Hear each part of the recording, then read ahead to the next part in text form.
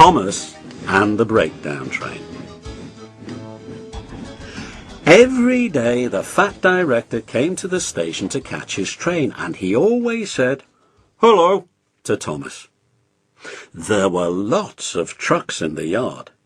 Different ones came in every day, and Thomas had to push and pull them into their right places. He worked hard. He knew now that he wasn't so clever as he had thought. Besides, the fat director had been kind to him, and he wanted to learn all about trucks so as to be a really useful engine. But on a siding by themselves were some trucks that Thomas was told he mustn't touch. There was a small coach, some flat trucks, and two queer things his driver called cranes. "That's the breakdown train," he said. "When there's an accident, the workmen get into the coach, and the engine takes them quickly to help the hurt people, and to clear and mend the line. The cranes are for lifting heavy things like engines and coaches and trucks." One day, Thomas was in the yard when he heard an engine whistling, "Help! Help!" and a goods train came rushing through much too fast. The engine, a new one called James, was frightened. His brake blocks were on fire, and smoke and sparks streamed out on each side. "They're pushing me! They're pushing me!" he panted. On, laughed the trucks, and still whistling, "Help! Help!" poor James disappeared under the bridge. Surprises, surprises, they come all shapes and sizes. You never know what's round the bend. It's might delight, it's might offend. That's why there's surprises with all their highs and lows. To come out top or come full stop. Who knows, who knows, who knows? "I'd like to teach those trucks a lesson," said Thomas the tank engine. You're halfway up a hillside and all is going fine. When all at once a snow slide comes right across the line. You think you're really done for, but help is on its way. You'd be surprised how often that someone saves the day. Surprises, surprises, they come all shapes and sizes. You never know what's round the bend. It's might delight, it's might offend. That's why there's surprises with all the highs and lows. To come out top or come full stop. Who knows, who knows, who knows? Presently a bell rang in the signal box, and a man came running. "James is off the line! The breakdown train! Quickly!" he shouted. So Thomas was coupled on, the workmen jumped into their coach, and off they went.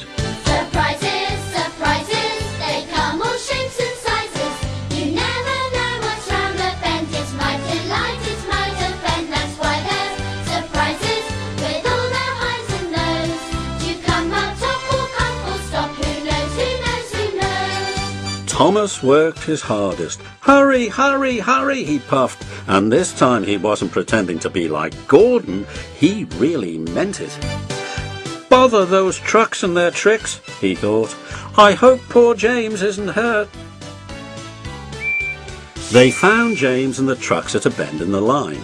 The brake van and the last few trucks were on the rails, but the front ones were piled in a heap. Surprises, surprises, they come all shapes and sizes. You never know what's round the bend. It's might delight, it's might offend. That's why there's surprises with all their highs and lows. To come out top, come full stop, shine and clean, neat and clean. Take the milk off the rail. Who knows, who knows, who knows?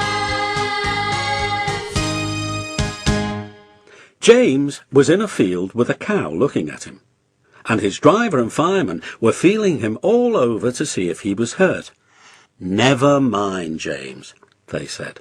"It wasn't your fault. It was those wooden brakes they gave you. We always said they were no good." Thomas pushed the breakdown train alongside. Then he pulled the unhurt trucks out of the way. "Oh dear!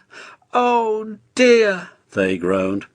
Serves you right, puffed Thomas crossly.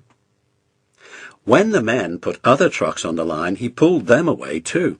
He was hard at work, puffing backwards and forwards all the afternoon.